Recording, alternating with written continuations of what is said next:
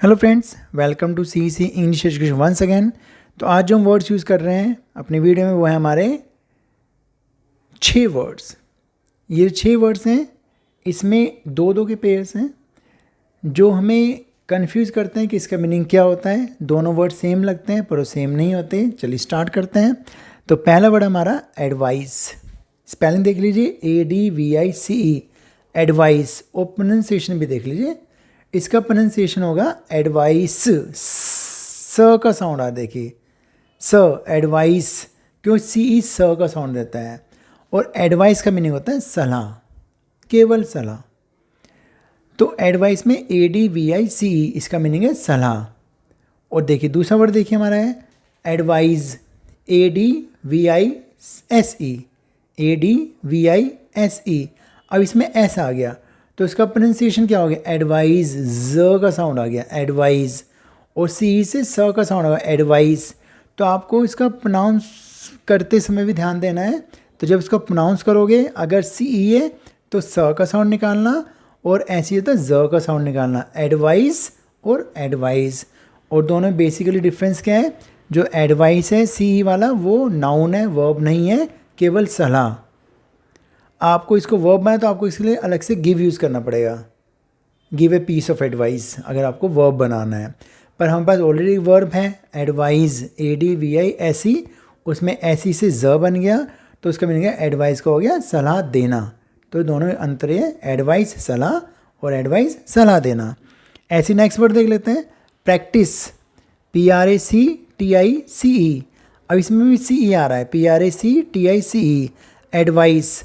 अब एडवाइस का मीनिंग है अभ्यास, प्रैक्टिस का मीनिंग है अभ्यास, केवल अभ्यास, करना नहीं है, केवल अभ्यास दिया हुआ है। प्रैक्टिस मीन्स अभ्यास। और दूसरा वर्ड हमारा प्रैक्टिस, PRACTISE, प्रैक्टिस। अब प्रैक्टिस का मीनिंग है अभ्यास करना। अब ये वर्ब बन गया, जैसे हमने किया था एडवाइस और एडवाइस, ऐसी प्रैक्टिस और प्रैक्टिस। जो प्रैक्टिस है CE, वो हमारी नाउन है, अभ्यास। और जो ऐसी वो हमारा वर्ब है, अभ्यास करना। लेकिन कहीं कहीं आपने देखा होगा जो CE है वो अभ्यास करना ही बन जाता है। तो अब डिफरेंस क्या होगा, कैसे यूज़ करेंगे हम, कि CE लगाएं या ऐसे लगाएं? चलिए हम बता देते हैं आपको।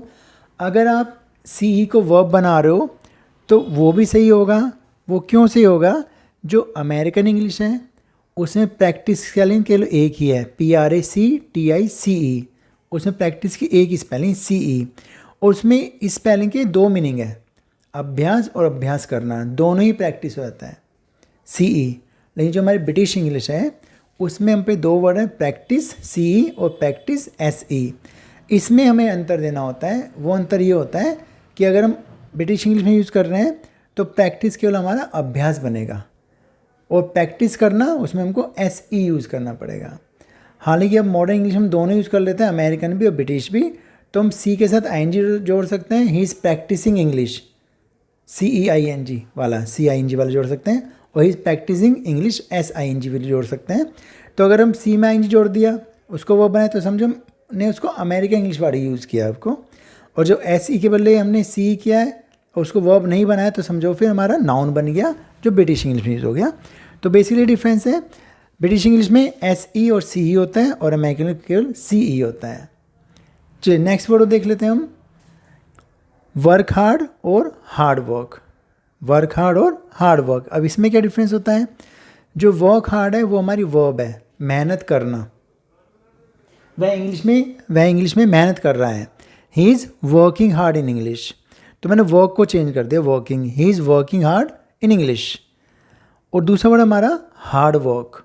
हार्ड वर्क केवल हमारा नाउन बन गया, केवल मेहनत, ये करना नहीं है, ये केवल मेहनत है, कि मेहनत सफलता की कुंजी होती है।